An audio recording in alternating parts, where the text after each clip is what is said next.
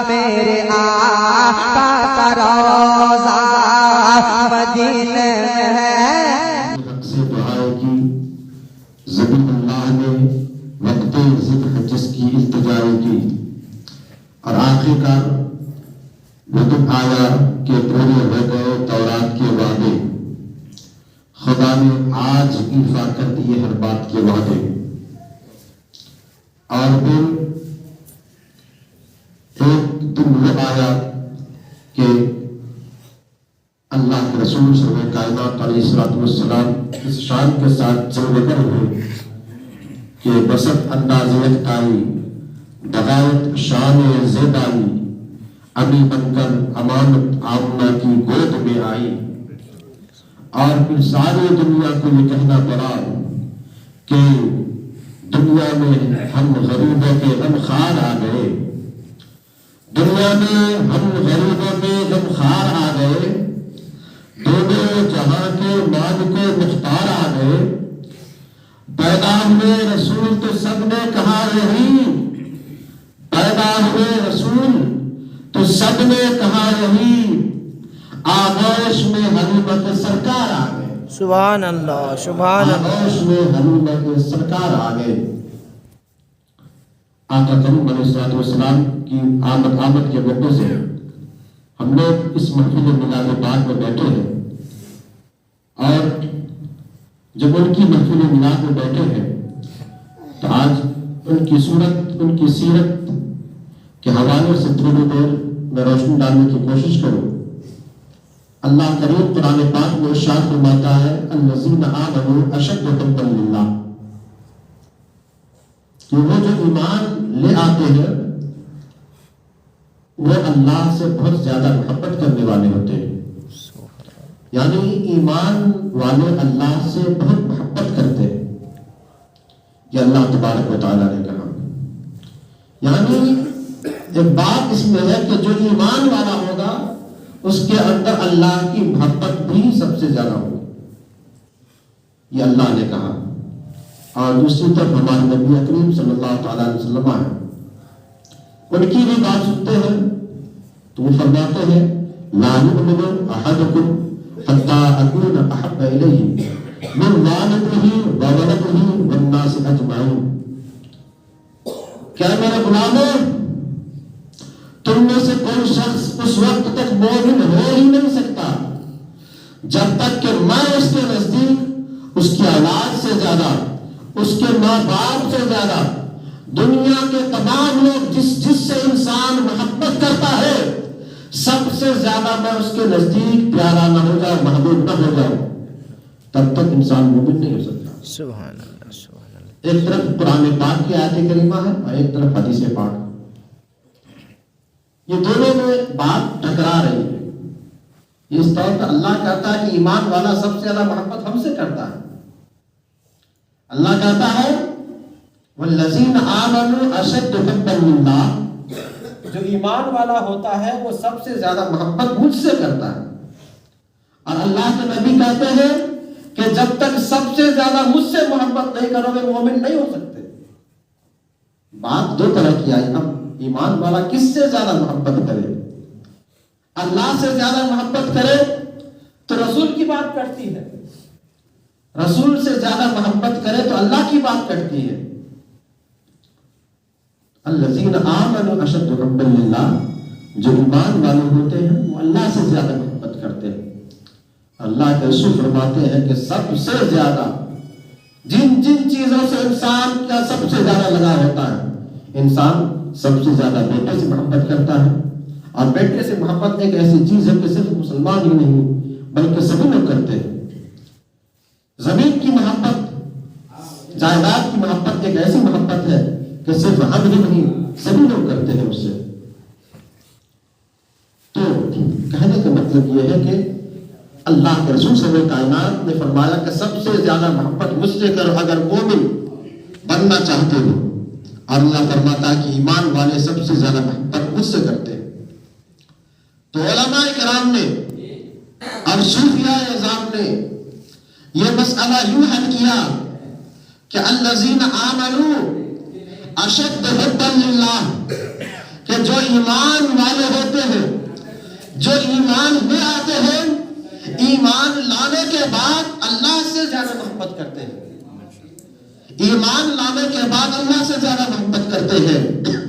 اور اللہ کے رسول نے جو یہ کہا ہے کہ تم میں سے کوئی شخص اس وقت تک مومن ہو بھی نہیں سکتا جب تک میں اس کے نزدیک محبوب ہو جاؤں، تو ایمان لانے کے بعد سب سے زیادہ محبت اللہ سے کرنی ہے، مگر ایمان لانے سے پہلے اللہ کے رسول کی محبت کرنی ہوگی۔ کیوں کہ جب اللہ کے رسول کی محبت ہوگی تب ایمان کی دولت نصیب ہوگی، جب ایمان کی دولت نصیب ہوگی تب اللہ کی محبت نصیب ہوگی۔ یعنی اللہ کی محبت ایمان والے کو نصیب ہوتی ہے، اللہ کی محبت ایمان والوں کو نصیب ہوتی ہے۔ اور ایمان کسے نصیب ہوتا ہے؟ اللہ کی دولت ایمان والے کو نصیب ہوتی ہے، اور ایمان کی دولت محبت مصطفیٰ والوں کو نصیب ہوتی ہے۔ سبحان اللہ، سبحان اللہ۔ تو ان دونوں آیتوں میں مطابقت اس طرح سے ہو گئی کہ ایمان میں لانے کے بعد الذین آمنوا، جو ایمان لے آتے ہیں تب وہ اللہ سے زیادہ محبت کرنے لگتے ہیں، لیکن ایمان اس وقت تک اسے حاصل بھی نہیں ہوگا جب تک پہلے اس کے رسول سے محبت نہ کر لے۔ لا یؤمن احدکم حتی اکون، ایمان میں داخل ہونے کے لیے محبت مصطفیٰ شرط ہے، اور جب یہ دولت مل جاتی ہے، محبت مصطفیٰ کی دولت مل جاتی ہے، تب اسے پھر ایمان کی دولت بھی نصیب ہو جاتی ہے، اور پھر اس کے صدقے میں دنیا پروان چڑھتی ہے۔ بزرگوں نے یہ کہا ہے، جب کسی نے ایک بزرگ سے پوچھا کہ آخر اللہ تبارک و تعالی اپنے بندوں کو اتنا خالی ہاتھ دنیا میں کیوں رکھتا ہے، اور ایک جو اسے نہیں مانتے ہیں اس کے لیے سب کچھ ہے، محل ہے، تعمیر ہے، سب کچھ ہے، دنیا کی ساری آسائشیں ہیں، کوئی پریشانی نہیں، کوئی امتحان نہیں، کوئی آزمائش نہیں۔ تو اس بزرگ نے کہا کہ اے لوگوں، جو اللہ کو ماننے والے نہیں ہیں انہیں زمین پر رہنے کا کوئی حق نہیں ہے، مگر وہ تمہارے صدقے میں چلتے ہیں، تمہارے صدقے میں وہ کھانا کھاتے ہیں۔ اللہ تبارک و تعالیٰ نے سب چیز تمہارے لیے بنائی ہے، مگر تمہارا مقام اتنا بلند کیا ہے کہ تمہارے صدقے سے اللہ کو نہ ماننے والا بھی کھاتا ہے۔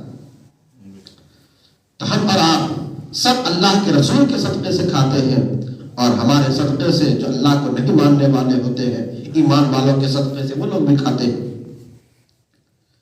ہم سب اللہ کے رسول صاحب کائنات علیہ السلام کا صدقہ کھاتے ہیں۔ حضرت عبدالعزیز ابن طباق نے یہ بات کہی کہ ساری دنیا آقا کریم کا صدقہ کھاتی ہے۔ تو ایک بزرگ کو یہ بات سمجھ میں نہیں آئی کہ ساری دنیا آقا کا صدقہ کیسے کھاتی ہے۔ ایک جگہ لنگر لگا ہوا تھا، کہیں لنگر لگا تھا، بزرگ نے دیکھا کہ لوگ کھا رہے ہیں، تو کہا کہ آج میں دیکھوں کہ ساری دنیا آقا کا صدقہ کیسے کھاتی ہے۔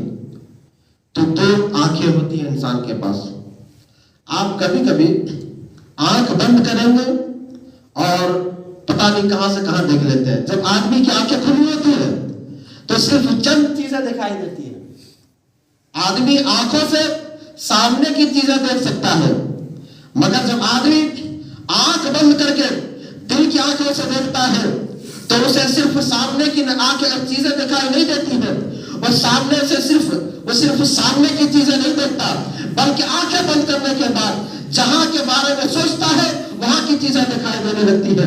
انسان اگر دہلی میں رہتا تھا تو آنکھ بند کرے گا، وہ دیکھنے لگے گا دہلی کو، وہاں میرا ایسا روم تھا، وہاں ایسی سڑکیں تھی۔ انسان جہاں کے بارے میں سوچے گا، ایک انسان کو اللہ تبارک و تعالیٰ نے ایک آنکھ دی ہے، یہ دو آنکھ جس سے ہم ظاہری طور پر دیکھتے ہیں، اور ایک آنکھ دل کی آنکھ دی ہے، دل کی آنکھ دی۔ تو اس اللہ کے ولی نے، اس بزرگ نے یہ سوچا کہ آج میں یہ کوشش کرتا ہوں کہ دیکھوں کہ ساری دنیا مصطفیٰ کریم کا صدقہ کیسے کھاتی ہے، ہمارے نبی کا صدقہ کیسے کھاتی ہے۔ لنگر لگا ہوا تھا، لوگ جو لنگر لے رہے تھے، کھا رہے تھے، تو ایک شخص نے لقمہ اٹھایا تو اپنے دل کی آنکھوں سے دیکھا، اپنی آنکھیں، ان دونوں آنکھوں کو، ظاہری آنکھوں کو بند کر لیا، دل آنکھوں سے دیکھا تو اس بزرگ نے کہا کہ میں نے دیکھا کہ وہ شخص جتنے لقمے اٹھا رہا تھا ہر لقمے کے ساتھ ایک ریشم کی ڈار کی طرف باریک دھاگے کی طرح تار بنی ہوئی تھی دور تک، اور وہ تار کیسا تھا؟ نور کا تار تھا۔ ہر لقمے کے ساتھ جو لقمہ اٹھاتا تھا ہم نے دل کی آنکھوں سے یہ دیکھا کہ اس کے ساتھ ایک نور کا تار بنا ہوا تھا، باریک سا تار، جسے عام آنکھوں سے صاف آنکھوں سے آدمی ماتھے کی آنکھوں سے نہیں دیکھ سکتا ہے۔ میں نے دیکھا دل کی آنکھوں سے کیا، اس سے ایک باریک شعاع نکل رہی ہے جو بالکل تار کی سے زیادہ باریک، بال سے زیادہ باریک ہے، نور ہے۔ تو میں نے یہ نور دیکھا، پھر میں نے سوچا کہ یہ نور ہے، مگر یہ کیسے معلوم کہ آقا ہی کا نور ہے؟ یہ کیا ضروری ہے کہ ہمارے نبی کے صدقے میں بھی آیا ہو، یہ لقمہ ہمارے نبی کے صدقے میں کھاتا ہو؟ تو اس بزرگ نے کہا کہ میں نے پھر اس نور کا پیچھا کرنا شروع کر دیا۔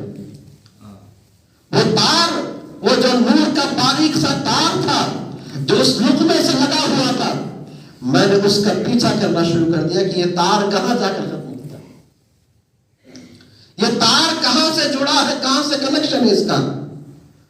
تو وہ بزرگ فرماتے ہیں میں نے دیکھا کہ وہ لقمہ جو اٹھایا تھا اس سے جو نور کی تار نکلی تھی، جتنے لقمے اٹھاتا تھا سب سے نور کی تار نکلی ہوئی رہتی تھی، اور وہ دور تک تار چلی جاتی تھی جہاں تک نگاہ جا سکتی تھی۔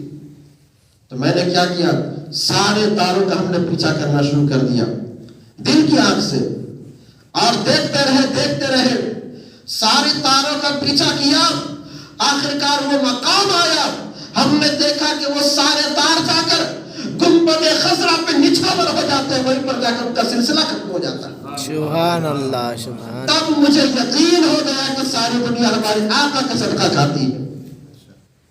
تو آج اس نبی کی آمد ہے جن کے صدقے میں ہم کھاتے ہیں، جن کے صدقے میں دنیا کھاتی ہے، جن کے صدقے میں نظام گلشن سنوارا گیا، جن کے صدقے میں کائنات کی زلف برہم سنواری گئی، جن کے صدقے میں پوری کائنات کو تخلیق کیا گیا، اس نبی کی امت ہے۔ اسی سلسلے میں حضرت بابا فرید الدین گنج شکر رضی اللہ رحمۃ اللہ تعالیٰ عنہ سے کسی نے پوچھا کہ آپ یہ کہتے ہیں، لوگ یہ کہتے ہیں، علماء کہتے ہیں کہ ہمارے نبی صلی اللہ علیہ وسلم دونوں جہان کے خزانوں کے مالک ہیں، دونوں جہان کے خزانوں کے مالک ہیں، مگر جب دیکھنے میں آتا ہے تو ان کے گھر میں کھانے کے کوئی سامان نہیں ہوتا تھا، ان کے گھر میں تو کوئی مال ہی نہیں ہوتا تھا، آخر وہ کیسے دونوں جہان کے خزانوں کے مالک ہیں؟ کیسے کہتے ہیں کہ وہ ان کے ہاتھ میں وہ جسے جو چاہے عطا کرتے ہیں؟ یہ کیسے لوگ کہتے ہیں؟ ہم نے تو یہ دیکھا، تاریخ یہ بتاتی ہے کہ ان کے ہاتھ میں کچھ تھا ہی نہیں، ان کے گھر میں کچھ نہیں ہوتا تھا، کھانے کے لیے کچھ نہیں ہوتا تھا، پیٹ پہ پتھر بندھے ہوتے تھے، پھر وہ کیسے مالک تھے؟ ان کے ہاتھ میں تو کچھ تھا نہیں۔ تو بابا فرید الدین نے اس فلسفے کو اس طور پہ سمجھایا کہ دیکھو، تم نے دیکھا ہوگا کہ جب شاہ کی بارات لگتی ہے اور جب ان کے یہاں جب دولہا نکلتا ہے تو اس کے ساتھ ہماری جوانی میں باراتی جو ہوتے ہیں، جب دولہا ہوتا ہے مجمع عام میں ہوتا ہے، باراتیوں کے درمیان ہوتا ہے، تو اس کے اوپر سے نظریں گزاری جاتی ہیں، اس کے اوپر سے خزانے لٹائے جاتے ہیں، اس کے اوپر چھہارے نچھاور کیے جاتے ہیں۔ وہ جو چھہارے نچھاور کیے جاتے ہیں، وہ جو خزانے لٹائے جاتے ہیں، وہ جو سکے اس پر نچھاور کیے جاتے ہیں، کبھی اسے دولہا نہیں لیتا ہے، جو باراتی ہوتے ہیں آس پاس کے وہ لیتے ہیں۔ فلسفے کو سمجھایا بابا فرید الدین نے کہ دنیا کس طرح سے آقا کریم علیہ السلام ان کے در سے لیتی ہے، اور آقا کریم کا ہاتھ خالی کیوں ہے؟ ہمارے آقا بھی اس دنیا کے دولہا ہے، اور پوری کائنات باراتی ہے، پوری کائنات باراتی ہے، آقا دولہا بن کر آئے، اس دنیا کی دولہا بن کر آئے۔ تو بابا فرید الدین نے کہا کہ جس طرح سے دولہا کے اوپر جو چیزیں نچھاور کی جاتی ہیں، باراتی اپنی جھولی بھرتا جاتا ہے، مگر دولہا اسی طرح رہتا ہے، اس سے اپنا دامن نہیں بھرتا ہے، اسی طرح سے ہمارے نبی بھی اس دنیا میں دولہا بن کر آئے تھے۔ اللہ تبارک و تعالی اپنے نبی پر کائنات کے اس دولہا پر نچھاور کرتا چلا جاتا ہے، دنیا لیتی چلی جاتی ہے، ہمارا دولہا بے نیاز رکھتا ہے۔ سبحان اللہ، سبحان اللہ۔ دو جہاں کی نعمتیں ہیں ان کے خالی ہاتھ میں، یہ اللہ کے رسول سرور کائنات علیہ السلام کا مقام ہے، اور ہم سب لوگ انہی کی امتی ہیں، اور انہی کے آنے سے اس کائنات میں بہار آئی۔ تو جس نبی کریم صلی اللہ علیہ وسلم کی آمد سے بہار آئی، اور ہم لوگ انہی کی امت میں سے ہیں، تو ہمارے اولاد کا بھی یہ فریضہ بنتا ہے کہ انہوں نے جس طرح سے ہمارے لیے قربانیاں دی ہیں، جس طرح سے انہوں نے ہمارے لیے طائف کے بازاروں میں پتھر کھائے ہیں، جس طرح سے انہوں نے ہمارے لیے نہ جانے کیسی کیسی تکلیفیں برداشت کی ہے، تو آج ہمارا بھی تقاضا یہ ہے کہ آج ہم اس نبی کی امت ہونے کا لحاظ کر لیں۔ ہمارے عمل سے، ہمارے کردار سے کوئی شخص ہمارے نبی کو گالی نہ دے کہ اس نبی کو ماننے والے ایسے ہی ہوتے ہیں۔ اپنے آپ کو اخلاقی طور پر بلند کیجئے، اپنے آپ کو دینی اعتبار سے بلند کیجئے، دنیاوی اعتبار سے بلند کیجئے، ہر حیثیت سے بلند کیجئے، اس لیے کہ آپ ایک بلند نبی کے ماننے والے ہیں، بلند نبی کی امت ماننے والے ہیں۔ تبھی جا کر اس ایسے دور میں جبکہ امتحان کی گھڑی ہے، مشکل کی گھڑی ہے، اللہ تبارک و تعالیٰ سخری کر سکتا ہے، اور اللہ کے رسول صلی اللہ کائنات علیہ السلام ہم پر رحم فرما سکتے ہیں۔ ہم اور آپ یہ عہد کریں اور اللہ کے رسول صلی اللہ کائنات علیہ السلام کی بارگاہ میں لو لگا کر یہ کہے کہ اے گنبد خضرا کے مکی، اے گنبد خضرا کے مکی، آپ ہی مدد کیجئے۔ اگر آپ نہیں مدد کریں گے پھر ہماری کون مدد کر سکے گا؟ اے گنبد خضرا کے مکی میری مدد کر، اے گنبد خضرا کے مکی میری مدد کر، یا پھر یہ بتا کون میرا تیرے سوا ہے، یا پھر یہ بتا کون میرا تیرے سوا ہے۔ چونکہ سمے کی آنکھوں میں نیند کا خمار ہے اور دن بھر لوگوں نے جلسہ سنا ہی ہے، اس لیے سبھی لوگوں کی طبیعت بوجھل ہے۔ میں بھی کسی پر زیادہ بوجھ بننا نہیں چاہتا، انہی چند باتوں کے ساتھ اپنی باتوں کو ختم کرتا ہوں۔ تھکی ہے فکر رسا اور مدح باتی ہے، قلم ہے آگ لاتا اور مدح باتی ہے، تمام عمر کہا اور مدح باتی ہے، ورق تمام ہوا اور مدح باتی ہے، سفینہ چاہیے اس بحر بے قرار کے لیے۔ وآخر دعوانا الحمدللہ رب العالمین۔